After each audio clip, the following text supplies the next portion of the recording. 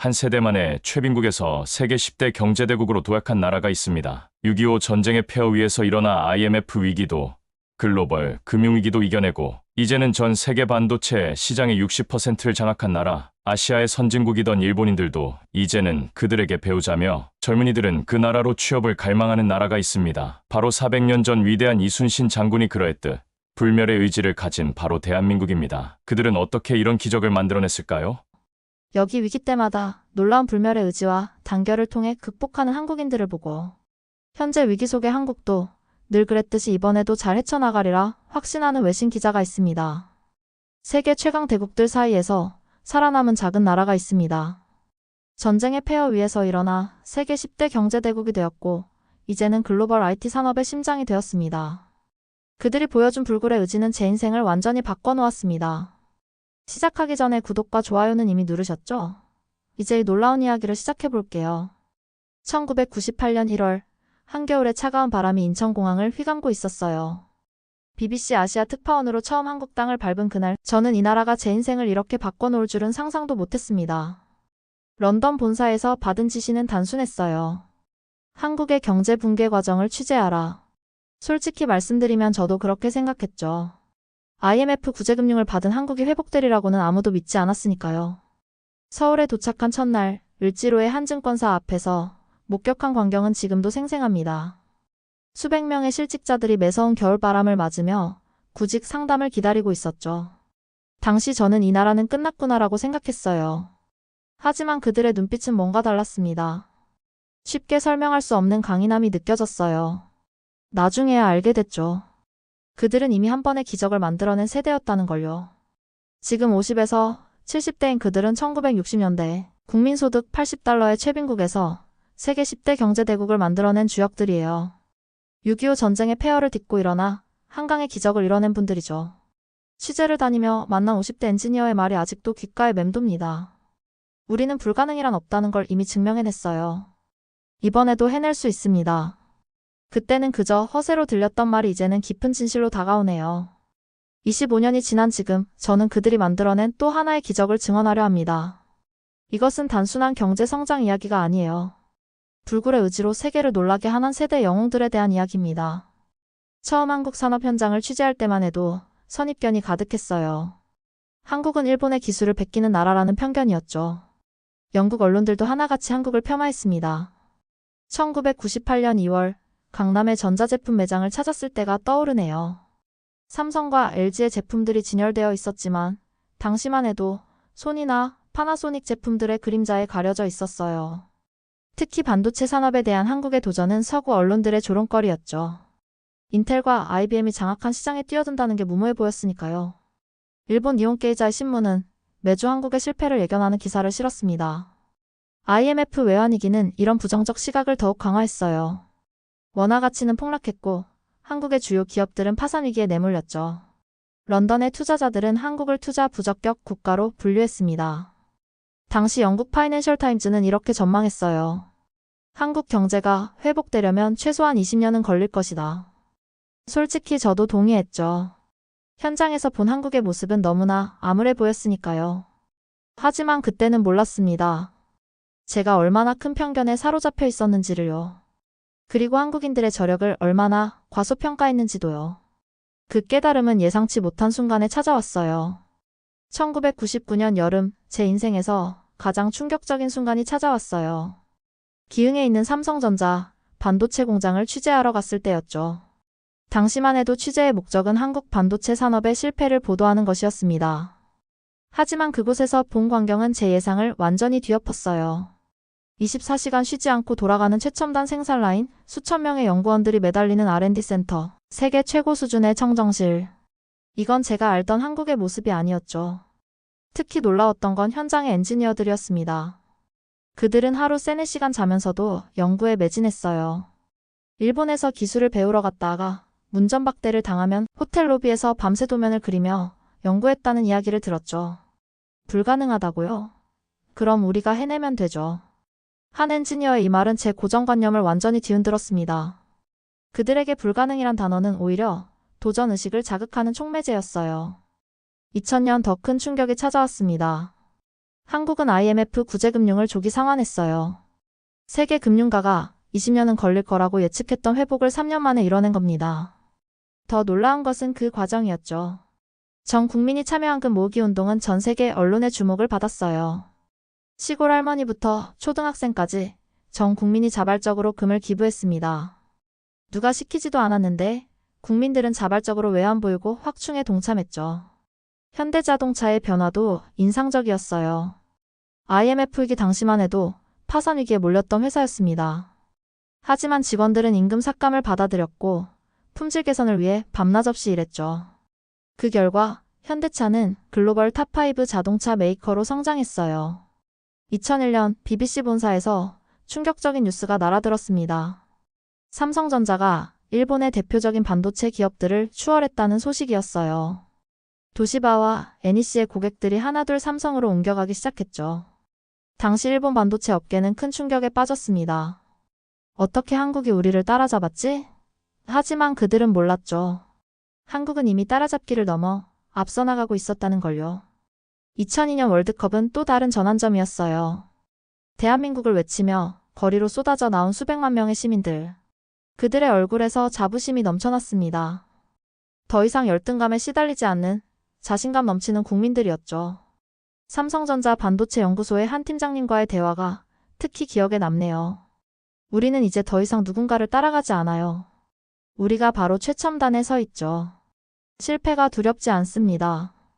오히려 도전이 즐겁죠. LG전자의 혁신도 놀라웠어요.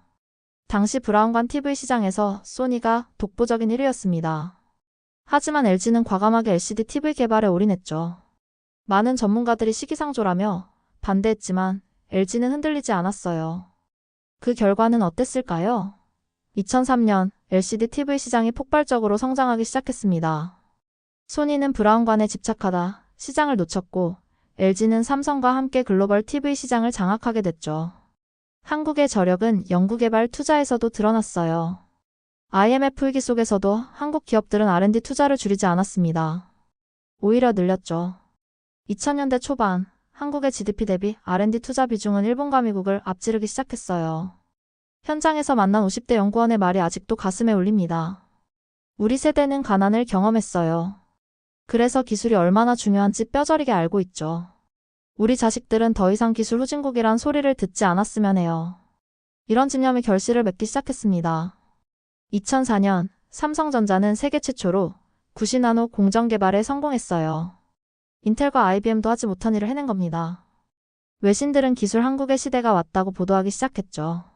취재 현장에서 만난 젊은 엔지니어들의 모습도 인상적이었어요. 그들에게는 과거의 열등감이 전혀 없었습니다.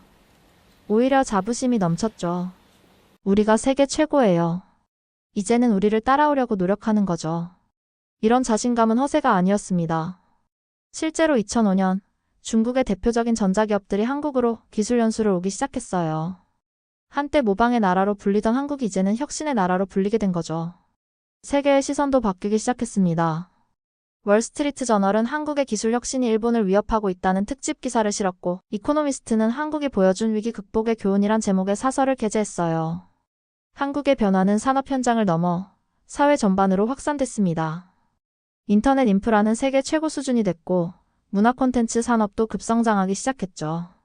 이제 한국은 단순한 제조업 강국을 넘어 문화와 기술이 융합된 새로운 혁신을 이끌어가고 있었어요. 2008년 글로벌 금융위기가 전 세계를 강타했어요. 리먼 브라더스가 파산하고 월스트리트가 흔들리면서 세계 경제는 대공황 이후 최대의 위기를 맞았습니다. 많은 전문가들은 한국도 제2의 IMF 사태를 겪을 것이라 예측했죠. 하지만 이번에도 달랐어요. 한국 기업들은 오히려 위기를 기회로 삼았습니다. 환율이 급등하자 수출 기업들은 공격적으로 해외 시장을 공략했죠. 특히 삼성전자의 행보가 인상적이었어요. 당시 애플의 아이폰이 스마트폰 시장을 장악하고 있었습니다. 많은 전문가들은 한국은 스마트폰 시대에 뒤처질 것이라고 예측했죠. 하지만 삼성은 과감하게 갤럭시 시리즈를 출시했어요. 그 결과는 어땠을까요? 2012년 갤럭시는 아이폰을 제치고 글로벌 스마트폰 시장 1위에 올랐습니다. 불과 3년 만의 일이었죠. BBC 본사에서는 어떻게 이런 일이 가능했는지 특집 기사를 준비했어요. 현대자동차의 성장은 더욱 극적이었습니다. 2009년 미국 자동차 시장이 최악의 침체를 겪고 있을 때였어요. GM은 파산 보호를 신청했고 크라이슬러도 위기에 처했죠. 하지만 현대차는 10년 무상 보증이라는 파격적인 정책을 내놓았습니다. 많은 전문가들이 무모한 도전이라고 했어요. 하지만 결과는 달랐습니다. 현대차는 미국 시장에서 급성장했고 2011년에는 유럽 시장에서도 일본 브랜드들을 제치기 시작했어요. 특히 인상적이었던 건 품질이었습니다. 한때 값싼 차의 대명사였던 현대차가 이제는 프리미엄 브랜드로 인정받기 시작한 거죠. 독일의 권위 있는 자동차 전문지 아우토빌트는 현대차의 품질은 이제 독일 차를 위협하는 수준이라고 평가했어요. 반도체 시장에서의 성과는 더욱 놀라웠습니다. 2013년 삼성전자는 인텔을 제치고 세계 최대 반도체 기업이 됐어요. 메모리 반도체 시장 점유율은 무려 70%에 달했죠. 한국이 글로벌 IT 산업의 심장이 된 겁니다. 기술력의 진보는 상상을 초월했어요. 2015년 SK하이닉스가 세계 최초로 차세대 D램 개발에 성공했습니다. 일본 기업들은 이미 경쟁 포기를 선언한 상태였죠. 한때 기술을 배우러 다니던 한국이 이제는 가르치는 입장이 된 겁니다. 문화적 영향력도 놀라웠어요. 2012년 싸이의 강남 스타일이 전 세계를 강타했을 때만 해도 일회성 현상이라고 생각했습니다. 하지만 이어진 BTS의 성공은 달랐죠. 이건 단순한 인기가 아닌 문화적 혁명이었어요. 실리콘밸리에서도 한국의 변화를 주목하기 시작했습니다. 2016년 구글의 한 임원은 저에게 이렇게 말했어요. 한국은 이제 더 이상 패스트 팔로워가 아닙니다. 그들은 퍼스트 무버예요. 우리가 배워야 할 대상이죠. 특히 5G 기술의 상용화는 세계를 놀라게 했습니다. 2019년 한국은 세계 최초로 5G 서비스를 시작했어요. 미국과 중국이 5G 기술 패권을 다투고 있을 때 한국은 이미 그 너머를 보고 있었죠. 전기차 배터리 시장에서의 성과도 주목할 만했어요. LG에너지솔루션, 삼성 SDI, SK온. 이 세 기업의 세계 시장 점유율이 40%를 넘어섰습니다. 테슬라도 폭스바겐도 한국 기업들의 배터리 없이는 전기차를 만들 수 없게 된 거죠. 2020년대에 들어서며 한국의 위상은 더욱 높아졌어요. 영화 기생충의 아카데미상 수상, BTS의 빌보드 1위 석권, 넷플릭스 글로벌 차트를 장악한 오징어 게임까지. 이제 한국은 세계 문화의 중심이 되었습니다. 기억나요? 25년 전 처음 한국에 왔을 때 저는 이 나라를 모방의 나라라고 생각했었죠. 하지만 이제는 달라졌어요. 전 세계가 한국을 배우려 하고 한국의 혁신을 따라가려 합니다. 특히 50, 70대 세대가 이뤄낸 업적은 경이롭습니다. 그들은 전쟁의 폐허에서 일어나 산업화를 이룩했고 IMF 위기를 극복했으며 마침내 세계를 선도하는 국가를 만들어냈어요. 이건 단순한 경제 성장이 아닌 인류 역사에서 유례를 찾기 힘든 위대한 도전이었습니다. 2023년 초여름 평택 반도체 단지를 찾았을 때 일이 떠오르네요. 세계 최초의 3나노 반도체 생산 라인을 취재하러 간 날이었습니다. 그곳에서 본 광경은 마치 SF 영화의 한 장면 같았어요. 수천억 원의 UV 장비들이 24시간 쉬지 않고 가동되고 있었죠. 우주인 같은 방진복을 입은 엔지니어들은 먼지 한 톨 없는 청정실에서 눈을 반짝이며 일하고 있었어요. 그들의 손끝에서 인류 역사상 가장 작고 강력한 반도체가 태어나고 있었습니다. 현장의 50대 책임 연구원은 이렇게 말했어요. 우리는 이제 누구도 가보지 않은 길을 가고 있습니다. 2나노, 1나노를 향해 달려가고 있죠. 불가능해 보이지만 우리는 해낼 수 있어요. 반도체는 우리의 자존심이니까요. 실제로 한국의 반도체 기술은 이제 세계를 압도하고 있습니다. 대만의 TSMC도 미국의 인텔도 따라올 수 없는 격차를 만들어냈어요. 글로벌 IT 기업들은 이제 한국의 기술 없이는 단 하루도 버틸 수 없게 됐죠. 수소차 분야에서의 도전도 놀랍습니다. 현대차의 수소전기차, 넥소는 이미 세계 시장을 주도하고 있어요. 독일의 자동차 전문지들은 현대가 수소차 시대를 여는 선구자라고 극찬했죠. 울산에 있는 수소차 공장을 방문했을 때가 기억나요. 그곳에서 만난 60대 엔지니어는 자부심에 넘쳐 있었습니다. 30년 전에는 우리가 독일 차를 따라가기 바빴어요. 이제는 그들이 우리를 배우러 옵니다.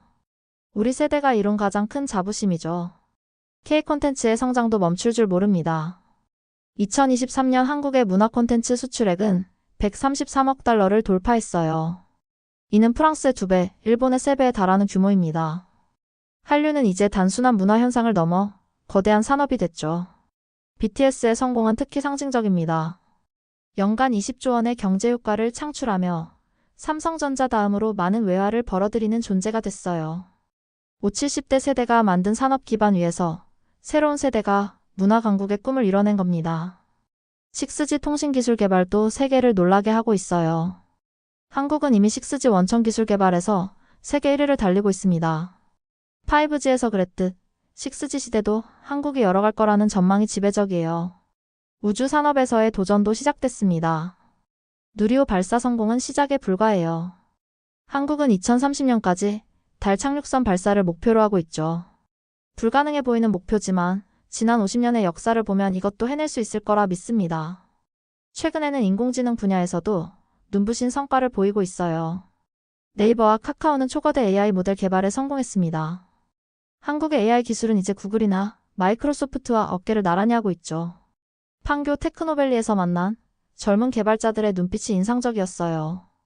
우리는 실리콘밸리를 따라가는 게 아니라 새로운 길을 만들고 있어요. K테크의 시대가 오고 있죠. 물론 도전 과제도 있습니다. 저출산, 고령화, 양극화 같은 사회 문제들이죠. 하지만 한국은 이런 위기도 기회로 만들어가고 있어요. 세계 최고 수준의 로봇 기술, 스마트 팩토리, 디지털 헬스케어 등이 바로 그 예시입니다. 특히 인상적인 것은 5, 70대 세대의 경험과 지혜가 새로운 혁신의 밑거름이 되고 있다는 점이에요. 그들이 쌓아온 제조업의 경쟁력이 4차 산업혁명 시대의 핵심 자산이 되고 있는 거죠. 이제 한국은 격차를 넘어 초격차를 향해 달려가고 있습니다. 반도체, 배터리, 수소차, 문화 콘텐츠. 이 모든 분야에서 한국은 더 이상 추격자가 아닌 개척자로 자리매김하고 있어요. 그리고 그 중심에는 불굴의 도전 정신으로 무장한 한국인들이 있습니다. 2024년 초 런던의 한 컨퍼런스장에서 특별한 경험을 했어요. 세계 경제 포럼에서 미래 기술을 선도하는 국가들이라는 주제로 발표가 있었습니다. 놀랍게도 발표자는 한국을 세계에서 가장 혁신적인 나라로 소개했죠. 25년 전 제가 처음 한국을 취재할 때만 해도 상상도 못했던 일이에요. 당시 서구 언론들은 한국을 모방의 나라로 폄하했었죠. 하지만 이제는 달라졌습니다. 전 세계가 한국의 혁신을 배우려 하고 있어요. 실리콘밸리의 변화가 특히 인상적입니다. 스탠포드 대학의 한 교수는 이렇게 말했어요. 우리는 이제 한국의 혁신 모델을 연구합니다. 빠른 의사결정, 과감한 투자, 끊임없는 도전 정신. 이것이 바로 실리콘밸리가 배워야 할 점이죠. 독일의 자동차 업계도 크게 변했어요. 얼마 전 방문한 BMW 본사에서는 한국의 전기차 기술을 연구하는 특별팀이 있었습니다. 메르세데스 벤츠는 아예 한국의 배터리 기업들과 합작 법인을 설립했죠. 일본의 변화는 더욱 극적입니다. 한때 한국을 무시하던 그들이 이제는 한국을 배우려 하고 있어요. 도쿄대학은 한국의 기술혁신연구소를 설립했고, 소니는 삼성전자의 제품 개발 프로세스를 벤치마킹하고 있죠. 특히 5, 70대 세대가 이뤄낸 성과는 개발도상국들에게 큰 희망이 되고 있어요. 베트남, 인도네시아, 말레이시아. 이들 국가는 한국의 발전 모델을 자세히 연구하고 있습니다. 한국이 해냈다면 우리도 할 수 있다는 믿음이죠. 문화적 영향력은 더욱 놀랍습니다. 프랑스 문화부 장관이 최근 이런 말을 했어요. 우리는 이제 한국의 문화산업을 연구해야 합니다. 그들은 전통과 현대를 완벽하게 조화시켰고 이를 통해 세계를 매료시키는 데 성공했죠. 교육 분야에서도 한국은 주목받고 있어요. OECD 교육국장과 인터뷰할 기회가 있었는데 그는 이렇게 말했습니다. 한국의 교육열은 단순한 입시 경쟁이 아닙니다. 그것은 더 나은 미래를 향한 열망이고 이런 교육관이 한국의 혁신을 이끌어냈죠. 의료기술의 발전도 세계를 놀라게 하고 있어요. 코로나19 대응에서 보여준 한국의 의료 시스템은 이제 글로벌 스탠다드가 됐습니다. K방역이라는 말이 생길 정도죠. 최근에는 디지털 헬스케어 분야에서도 놀라운 성과를 보이고 있어요. 삼성서울병원에서 본 AI 진단 시스템은 정말 놀라웠습니다. 이미 미국의 메이오 클리닉이나 독일의 샤르테 병원에서도 이 시스템을 도입하려 하고 있죠. 우주 산업에서의 도전도 세계의 이목을 집중시키고 있어요. 누리호 발사 성공은 많은 개발도상국들에게 영감을 주었습니다. 거대 우주 산업체 없이도 우주 강국이 될 수 있다는 희망을 준 거죠. 한국의 스타트업 생태계도 새로운 모델이 되고 있어요. 쿠팡, 당근마켓, 토스 같은 기업들은 이제 실리콘밸리에서도 연구 대상입니다. 그들이 만든 혁신적인 서비스는 글로벌 스탠다드가 되어가고 있죠. 특히 인상적인 것은 세대 간 협력이에요. 5070 세대가 쌓아 올린 제조업의 기반 위에서 2030 세대는 새로운 혁신을 만들어내고 있습니다. 이런 세대 간 시너지는 세계에서도 유례를 찾기 힘든 현상이죠. 최근 방문한 대구의 한 로봇 공장에서는 감동적인 장면을 목격했어요. 60대 기술자가 20대 프로그래머에게 제조 노하우를 전수하고 젊은 직원은 그것을 AI와 접목시키는 모습이었죠. 이것이 바로 한국의 힘이라고 생각합니다. 한국의 변화는 이제 전 세계 미디어의 주요 관심사가 됐어요. CNN, BBC, 알자지라 모든 글로벌 미디어들이 한국의 혁신을 특집으로 다루고 있습니다. 한국은 어떻게 세계를 변화시키고 있는가라는 질문이 그들의 핵심 주제죠. 2024년 초봄, 판교 테크노밸리의 한 연구소에서 특별한 경험을 했어요. 50대 연구원과 20대 AI 연구원이 함께 일하는 모습을 본 겁니다. 그들은 세계 최초의 양자 컴퓨팅 기술을 연구하고 있었죠.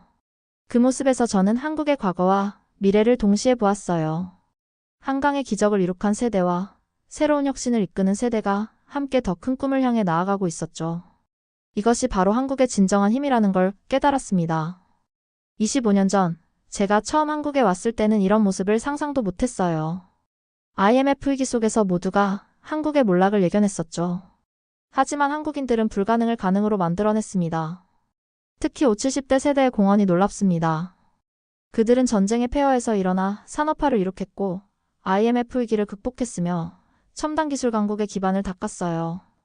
단 한 세대만의 최빈국에서 선진국으로 도약한 나라는 인류 역사상 한국이 유일합니다. 최근 현대자동차 연구소에서 만난 63세 연구원의 말이 가슴에 울립니다. 우리 세대는 배고픔을 알아요. 그래서 기술의 소중함을 압니다. 우리가 쌓은 기술이 다음 세대에게 희망이 되길 바라죠. 반도체 산업의 성과는 특히 상징적입니다. 이제 한국은 세계 최첨단 기술을 선도하고 있어요. 3나노 공정, D램 기술, 시스템 반도체까지 모든 분야에서 세계 1위를 달리고 있죠. 문화적 영향력도 놀랍습니다. BTS는 전 세계 음악 시장을 재편했고 오징어 게임은 넷플릭스 역사를 다시 썼어요. 한류는 이제 단순한 문화 현상을 넘어 세계인의 라이프 스타일을 바꾸고 있습니다. 미래 기술에서의 도전도 멈추지 않고 있어요. 25년간 한국을 지켜보며 한 가지 확실한 것을 깨달았어요. 한국인들에게 불가능이란 없다는 것입니다. 오히려 불가능이라는 말은 그들에게 더 큰 도전의식을 불러일으키죠. 이제 한국은 세계를 선도하는 나라가 되었습니다. 기술에서, 문화에서, 그리고 혁신에서 세계는 이제 한국을 주목하고 배우려 하고 있어요. 불과 한 세대만에 이루니 놀라운 변화는 인류 역사에서 유례를 찾기 힘든 기적입니다. 오늘도 한국의 젊은이들은 새로운 꿈을 향해 달려가고 있어요. 그들의 도전 정신은 50, 70대 세대로부터 물려받은 소중한 유산입니다. 그리고 이제 그들은 더 큰 꿈을 향해 나아가고 있죠. 제가 본 한국은 기적이라는 말로도 부족한 나라입니다. 그들은 불가능을 가능으로, 위기를 기회로 만들어 왔어요. 그리고 지금 이 순간에도 새로운 역사를 써내려가고 있습니다. 이렇게 놀라운 이야기를 들려드릴 수 있어서 영광이었습니다. 앞으로도 더욱 감동적인 사연으로 찾아뵙겠습니다. 오늘의 사연, 소중한 의견을 댓글로 남겨주세요. 구독과 좋아요, 그리고 알림 설정도 잊지 말아주세요. 여러분의 관심이 저희에게는 큰 힘이 됩니다. 감사합니다.